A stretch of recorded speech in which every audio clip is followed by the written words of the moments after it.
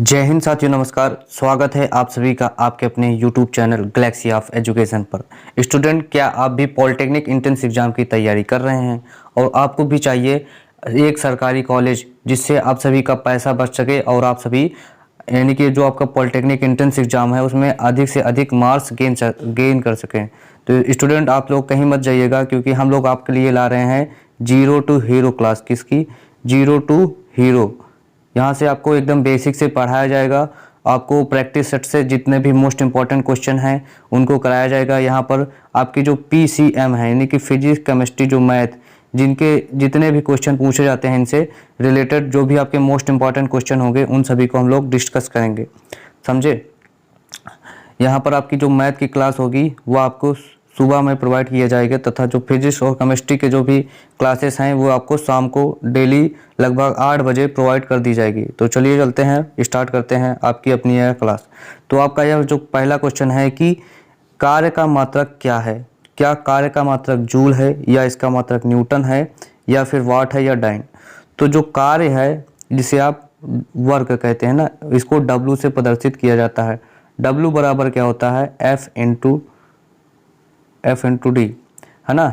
W बराबर होता है F इंटू डी।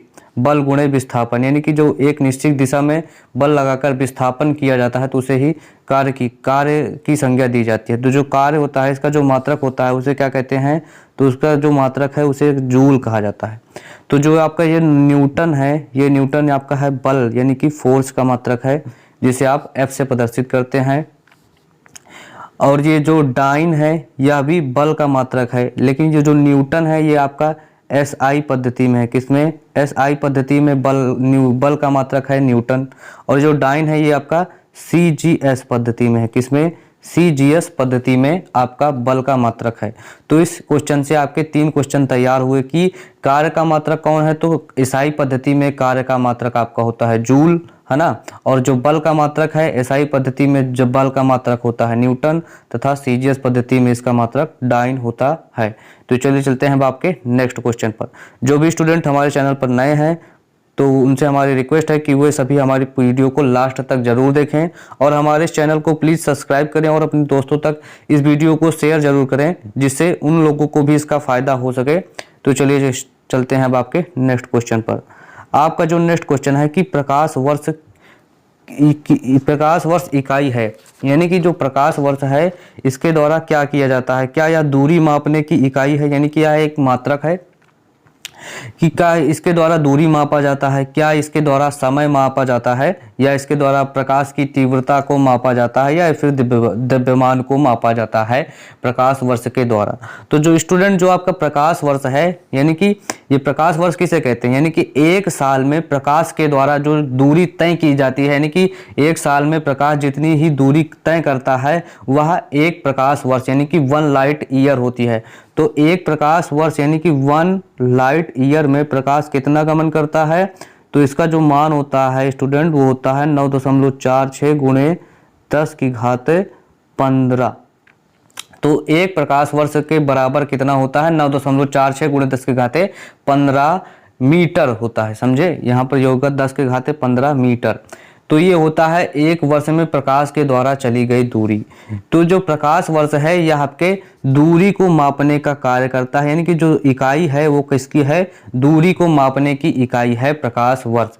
और ये क्या होता है कि एक वर्ष में प्रकाश जितनी दूरी को तय करता है वही आपका प्रकाश वर्ष कहलाता है। यह एक खगोलीय इकाई है, यानी कि इसके द्वारा 2 या 2 से अधिक, जैसे आपकी पृथ्वी है और ये मंगल है, यानी कि 2 खगोलीय पिंड हैं, इनके बीच की दूरी को मापने के लिए इन खगोलीय इकाइयों का प्रयोग किया जाता है। चलिए चलते हैं अब आपके नेक्स्ट क्वेश्चन पर। आपका जो नेक्स्ट क्वेश्चन है कि एम्पियर मात्रक है, यानी कि एम्पियर किसका मात्रक है?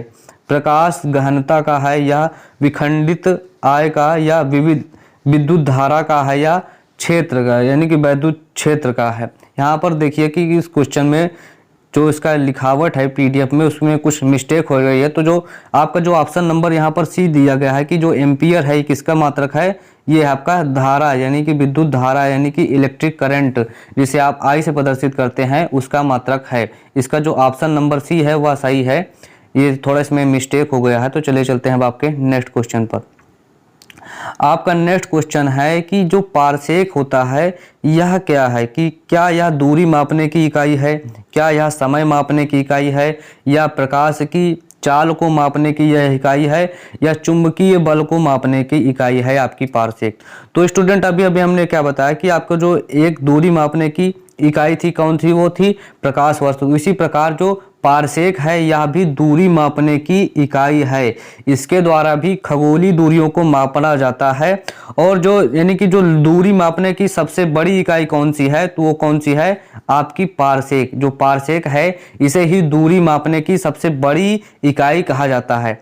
तो पारसेक कितना यानी कि 325 वर्ष है ना, 325 वर्ष में प्रकाश के द्वारा चली गई दूरी को पारसेक कहा जाता है। और एक पारसेक का मान कितना होता है, एक पारसेक का मान होता है आपका 3.08 गुणे 3.08 गुणे 10 की घाते 16 मीटर। एक पारसेक का मान कितना होता है, एक पारसेक का मान होता है 3.08 गुणे 10 की घाते 16 मीटर। तो चलिए चलते हैं अब आपके नेक्स्ट क्वेश्चन पर। आपका नेक्स्ट क्वेश्चन है कि ल्यूमेन किसका मात्रक है, क्या यह ज्योति तीव्रता का मात्रक है, या ज्योति फ्लक्स का मात्रक है, या उपयुक्त दोनों में से, यानी कि उपयुक्त दोनों है या इनमें से कोई नहीं। तो जो आपका ल्यूमेन है स्टूडेंट, जो आपका ल्यूमेन है यह ज्योति फ्लक्स का मात्रक है। किसका है, जो आपका ल्यूमेन है यह ज्योति फ्लक्स का मात्रक है। स्टूडेंट ये सभी आपके मोस्ट इंपॉर्टेंट क्वेश्चन है। कैसे मोस्ट इंपॉर्टेंट क्वेश्चन है। ये जो वीडियो है इस वीडियो से आपके लगभग 2 प्रश्न जरूर फंसने वाले हैं आपके पॉलिटेक्निक एग्जाम में। अगर 2 भी प्रश्न फंसते हैं तो आपको यहाँ पर 2 गुणे 4 करिए, 4 गुणे 2 यानी कि 8 नंबर इस क्लास से मिलने वाले हैं। तो इस वीडियो को लास्ट तक जरूर देखिएगा और अपने सभी दोस्तों तक इसे शेयर जरूर करिएगा। तो चलिए चलते हैं अब आपके नेक्स्ट क्वेश्चन पर। आपका नेक्स्ट क्वेश्चन है कि जो क्यूरी है यह किसकी इकाई है, यानी कि जो आपका जो क्यूरी है इसके द्वारा किसको मापा जाता है। क्या इसके द्वारा रेडियो एक्टिव धर्मिता को मापा जाता है, या फिर तापमान को मापा जाता है, या ऊष्मा को मापा जाता है, या ऊर्जा को मापा जाता है। तो जो आपकी क्यूरी होती है यह रेडियो एक्टिव धर्मिता को मापने का एक इकाई है, यानी कि जो रेडियो एक्टिव धर्मिता है वह क्यूरी के द्वारा मापी जाती है। इस वीडियो में हम लोग क्या कर रहे हैं कि जो आपके पहला चैप्टर है, जो आपके पॉलिटेक्निक फिजिक्स का पहला चैप्टर है मापन एवं मात्रक, यानी कि यूनिट एंड मेजरमेंट वाला जो चैप्टर है उसके जो मोस्ट इंपॉर्टेंट क्वेश्चन है जिनकी आपके एग्जाम में आने की संभावना है उसको हम डिस्कस कर रहे हैं। तो चलिए चलते हैं अब आपके नेक्स्ट क्वेश्चन पर। आपका नेक्स्ट क्वेश्चन है कि दाब का मात्रक क्या है। दाब यानी कि जो प्रेशर है उसका मात्रक क्या होता है। क्या इसका मात्रक पास्कल होता है, या फिर इसका मात्रक डाइन होता है, या अर्ग होता है, या फिर जूल होता है। तो स्टूडेंट जो आपका दाब है इसका जो मात्रक है इसका मात्रक होता है आपका पास्कल। अभी हमने आपको बताया कि जो डाइन है ये बल का मात्रक है, अर्ग और जूल जो है ये आपके ऊर्जा का मात्रक है। किसका, ऊर्जा का, है ना। जो अर्ग और जूल है ये आपके ऊर्जा का मात्रक है, और जो पास्कल है ये आपके प्रेशर यानी कि दाब का मात्रक है। किसका, दाब का मात्रक है आपका पास्कल। तो चलिए चलते हैं अब आपके नेक्स्ट क्वेश्चन पर। आपका जो नेक्स्ट क्वेश्चन यानी कि 8वां नंबर क्वेश्चन है मोस्ट इंपॉर्टेंट क्वेश्चन कि कैंडेला किसका मात्रक है। जो कैंडेला है यह किसका मात्रक है। क्या यह ज्योति तीव्रता का मात्रक है, या ज्योति प्रभाव का मात्रक है, ज्योति दाब का मात्रक है, या ज्योति तीव्रता का है। तो जो आपका कैंडेला है स्टूडेंट, जो आपका कैंडेला है यह ज्योति तीव्रता का मात्रक है। जो आपके ईसाई पद्धति है उसमें जो मूल मात्रक होता है ना, जो मूल मात्रक है कैंडेला, उसका जो इकाई है उसको जिसमें मापा जाता है, यानी कि जो मूल मात्रक है आपका ज्योति तीव्रता उसे कैंडेला में मापा जाता है। तो चलिए चलते हैं अब आपके नेक्स्ट क्वेश्चन पर। आपका नेक्स्ट क्वेश्चन है कि मात्रकों की अंतरराष्ट्रीय पद्धति को कब लागू किया गया। क्या इसे 1979 यानी कि 1969 में इसे लॉन्च किया गया, या फिर 1971 में इसे लॉन्च किया गया, या 1983 या 1991 में इसे लॉन्च किया गया। तो जो आपकी मात्रकों की अंतर्राष्ट्रीय पद्धति है जो कि आपके पेरिस में स्थित है ना, इसकी जो स्थापना है वह कब हुई थी? तो इसकी जो स्थापना है वो आपकी 1971 में की गई थी। पेरिस में एक सेब्रो नामक स्थान है जहां पर आपका अंतर्राष्ट्रीय बाट एवं माप कार्यालय स्थित है, जहां पर आप सभी को, जैसे आप जो बाट आता है आपका 1 किलोग्राम 2 किलोग्राम या जो लंबाई मापने के मीटर होते हैं, वे सभी आपके पेरिस के सेब्रो नामक स्थान पर इनका एक मापन रखा गया है। जैसे आपके कोई भी बाट माप में गड़बड़ी होती है तो वहीं पर जो माप स्थित है उसी से रेशियो लेकर आपके बाट और माप को यानी कि सही किया जाता है। तो चलिए चलते हैं आपके नेक्स्ट क्वेश्चन पर। आपका नेक्स्ट क्वेश्चन जो है कि जो आप खाना खाते हैं, यानी कि जो खाद्य ऊर्जा है, खाद्य ऊर्जा को हम किस प्रकार में मापा जाता है? यानी कि जब आप खाने को खाते हैं वह उसे आप पाचन क्रिया के द्वारा उसे ग्लूकोज, फ्रक्टोज आदि में तोड़ा जाता है, और जो ऊर्जा उत्पन्न होती है उस ऊर्जा को हम किस प्रकार मापते हैं? क्या उसे हम कैलोरी में मापते हैं? क्या उसे हम केल्विन में मापते हैं? क्या उसे जूल में मापते हैं? या उसे अर्ग में मापते हैं? तो जो खाद्य ऊर्जा है उससे जो भी पदार्थ हम खाते हैं उससे जो ऊर्जा मिलती है उसे हम कैलोरी में मापा जाता है। किसमें? उसे कैलोरी में मापा जाता है। स्टूडेंट, जो आपका केल्विन है, केल्विन ये आपका ताप का मात्रक है। किसका? जो आपका केल्विन है ये आपके ताप का मात्रक है। तथा जो आपका जूल और अर्ग है, इन्हें अभी हमने बताया कि ये आपके ऊर्जा का मात्रक है। किसका? ऊर्जा का। जो आपके जूल और अर्ग हैं ये आपके ऊर्जा का मात्रक हैं। तथा जो आपको खाद्य ऊर्जा जो होती है, यानी कि जो भी हम भोजन करते हैं उससे जो ऊर्जा विमुक्त होती है उसे हम कैलोरी में मापते हैं। तो इस एक क्वेश्चन से आपके 3 क्वेश्चन यहाँ पर कंप्लीट हुए। तो चलिए चलते हैं अब आपके नेक्स्ट क्वेश्चन पर। आपका नेक्स्ट क्वेश्चन है कि विद्युत धारा की इकाई क्या है? जो भी आप इलेक्ट्रिक करंट यूज करते हैं, जो आपके घरों में दौड़ती है, उसको किस में मापा जाता है?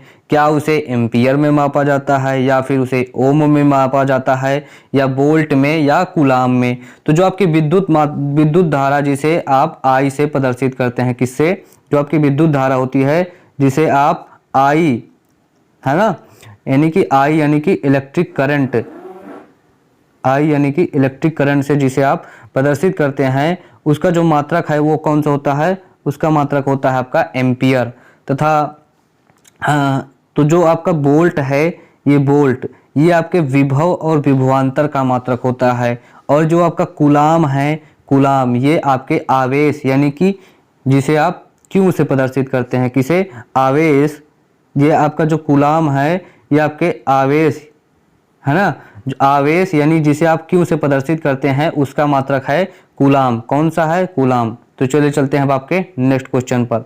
आपका नेक्स्ट क्वेश्चन कह रहा है कि एसआई पद्धति में लेंस की शक्ति यानी कि जो लेंस की क्षमता होती है उसका मात्रक क्या है? एसआई पद्धति में जो आपका लेंस है उसकी शक्ति का मात्रक क्या है? क्या इसे वाट है, यानी कि जो शक्ति है उसे, लेंस की जो शक्ति है, क्या उसे वाट में मापा जाता है, या इसे डायोप्टर में मापा जाता है, या ऑप्टर या मीटर में? तो जो एसआई पद्धति है उसके अनुसार जो आपका लेंस है ना, तो जो लेंस है इसकी जो इकाई है वह कौन सी है? यह है आपकी डायोप्टर। जो लेंस है इसे एसआई पद्धति में डायोप्टर में इसे मापा जाता है। तो चलिए चलते हैं अब आपके नेक्स्ट क्वेश्चन पर। स्टूडेंट, आपका जो नेक्स्ट क्वेश्चन है कि डेसिबल किसे मापने के लिए प्रयोग किया जाता है? जो आपकी डेसिबल होती है यह किसको मापने के लिए प्रयोग की जाती है? क्या इसे खून में हेमोग्लोबिन मापने के लिए डेसिबल का प्रयोग किया जाता है, या पेशाब में जो शर्करा पाई जाती है उसे मापने के लिए इसका प्रयोग किया जाता है, या फिर वातावरण में ध्वनि की तीव्रता को मापने के लिए डेसिबल का प्रयोग करते हैं, या फिर हम इसे वायु में कण जो होते हैं उसको मापने के लिए डेसिबल का प्रयोग किया जाता है? तो स्टूडेंट, जो आपका डेसिबल है ये आपके वातावरण में जो भी ध्वनि की तीव्रता होती है यानी कि जो आपके वातावरण है उसमें जो इन्वायरमेंटल में ध्वनि की जो तीव्रता होती है उसको मापने की एक इकाई है। कौन सी? डेसिबल। तो चलिए चलते हैं अब आपके नेक्स्ट क्वेश्चन पर, समझे। तो चलिए देखते हैं अब आपका जो नेक्स्ट क्वेश्चन है कि एम्पियर नापने की इकाई है। तो यानी कि एम्पियर के द्वारा किसको नापा जाता है? तो अभी हमने आपको बताया कि एम्पियर के द्वारा विद्युत धारा को मापा जाता है, इलेक्ट्रिक करंट को एम्पियर के द्वारा मापा जाता है। चलिए चलते हैं अब आपके नेक्स्ट क्वेश्चन पर। आपका जो 15 नंबर क्वेश्चन है, मोस्ट इंपॉर्टेंट क्वेश्चन, कि यंग प्रत्यास्थता गुणांक का एसआई मात्रक क्या है? जो आपका यंग प्रत्यास्थता गुणांक है इसका एसआई मात्रक क्या है? तो जो आपका यंग प्रत्यास्थता गुणांक है इसका एसआई मात्रक है न्यूटन प्रति मीटर स्क्वायर। कौन सा है? न्यूटन प्रति मीटर स्क्वायर। जो आपका यंग प्रत्यास्थता गुणांक है इसका एसआई पद्धति में मात्रक न्यूटन प्रति मीटर स्क्वायर होता है। तो चलिए चलते हैं अब आपके नेक्स्ट क्वेश्चन पर। आपका नेक्स्ट क्वेश्चन है कि क्या कह रहा है, देखिए आपका नेक्स्ट क्वेश्चन कह रहा है कि निम्नलिखित में से किस भौतिक राशियों में समान विमीय सूत्र नहीं है? यानी कि जो दो भौतिक राशियां दी गई हैं इनमें से किसकी विमीय सूत्र समान नहीं है? क्या बल एवं दाब का विमीय सूत्र समान नहीं है, या कार्य एवं ऊर्जा, या आवेग एवं संवेग, तथा भार एवं बल? तो जो आपका बल एवं दाब है, कौन सा? बल एवं दाब जो है, ऐसी जो दोनों राशियां हैं इनका वो समान नहीं है, का विमीय सूत्र इनका समान नहीं है। जो आपका बल एवं दाब है इन राशियों का विमीय सूत्र समान नहीं है। चलिए चलते हैं अब आपके नेक्स्ट क्वेश्चन पर। आपका नेक्स्ट क्वेश्चन है कि उष्मा का संवाहकता गुणांक की बीमा क्या है? जो उष्मा संवहन है उसकी बीमा क्या है, या इसकी तो इस जो उष्मा की संवाहन है उसका जो बीमा है वो क्या होता है? mLT के घात -3 और थीटा की घात कितना होता है? -1। कितना? -1। थीटा की घात का -1 होता है। तो चलिए चलते हैं अब आपके नेक्स्ट क्वेश्चन पर। आपका जो नेक्स्ट क्वेश्चन है स्टूडेंट कि निम्नलिखित में से कौन सा वेक्टर मात्रक नहीं है? वेक्टर यानी कि सदिश, यानी कि ऐसी राशियां जिनको मापने के लिए परिमाण के साथ साथ दिशा की भी आवश्यकता होती है उसे हम वेक्टर यानी कि सदिश राशि कहा जाता है। तो इसमें पूछ रहा है कि निम्न में से कौन सा वेक्टर मात्रक है? यानी कि जो वेक्टर मात्रक यानी कि वेक्टर राशि है, क्या वह बल है, क्या चाल है, या ऊर्जा, या तापमान? तो जो आपका बल होता है, क्या जो बल है यानी कि फोर्स, ये आपकी वेक्टर क्वांटिटी है। कैसी है? वेक्टर यानी कि सदिश राशि है। तो इसमें जो आपका बल है यानी कि 18 का जो ऑप्शन नंबर ए है वह राइट है। चलिए चलते हैं अब आपके नेक्स्ट क्वेश्चन पर। आपका नेक्स्ट क्वेश्चन है निम्नलिखित में से कौन सी एक सदिश राशि नहीं है? यानी कि इसमें जो दिया गया है उनमें से कौन सी एक सदिश राशि नहीं है, यानी कि वह अदिश राशि है। तो अदिश राशि वह होती है जिसे मापने के लिए केवल परिमाण की आवश्यकता होती है, उसमें दिशा की कोई भी आवश्यकता नहीं होती, वो सभी अदिश राशियां होती हैं।